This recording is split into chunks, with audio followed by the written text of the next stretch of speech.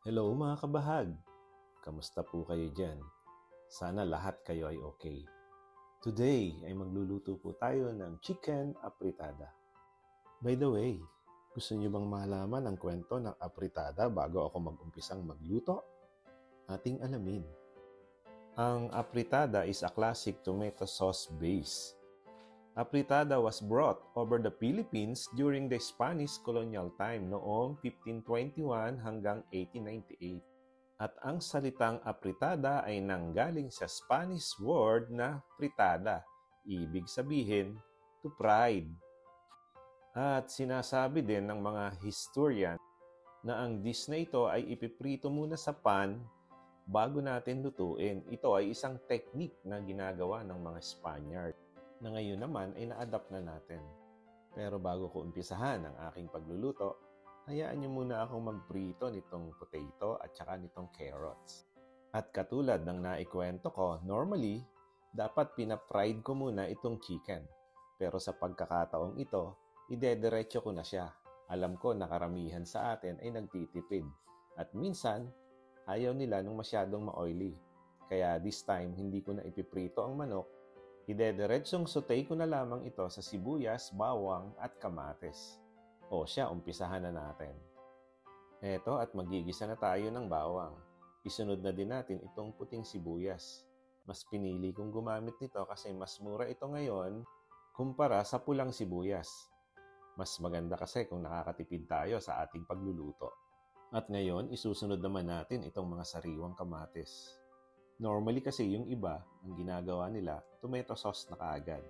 Pero sa pagkakataong ito, gusto kong ipakita sa inyo, lalo na yung may mga tanim sa backyard, na mas magandang gamitin yung pressed na tomato na bunga ng pananim nyo. After nating masutay, lagyan natin ito ng cover. Pakuluan lamang sa 4 na minuto hanggang ang sa kamatis ay tuluyan ng malusaw at lumabas ang kanyang natural juices. At ngayon naman, isasalang na natin itong chicken. At kagaya ng una kong nasabi, ang procedure po nito ay dalawa. Pwedeng iprito nyo muna, saka nyo igigisa. At ngayon, ilagay na natin itong mga sangkap. Gumamit ako dito ng toyo. Naglagay din ako ng pepper powder. At pagkatapos, igisa na ulit natin. Siyempre, yung may kasamang pagmamahal. At kung kayo naman ay medyo nabibitin pa sa asim, pwede kayong mag-add ng tomato paste, pero ito ay optional lamang. Again, it is your preference pa rin po. Kaya kayo ang masusunod kung anong lasa ang hinahanap nyo. At kapag nag-incorporate na ang lahat ng klase ng ingredients, pwede nyo itong takpan and simmer for another 3 minutes.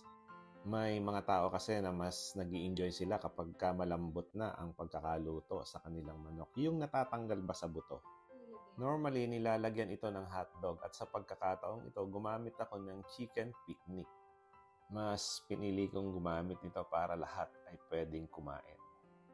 Kaya libis, baka naman. Lagyan natin ng konting patis at pagkatapos itong chicken sausage, ilagay na rin natin.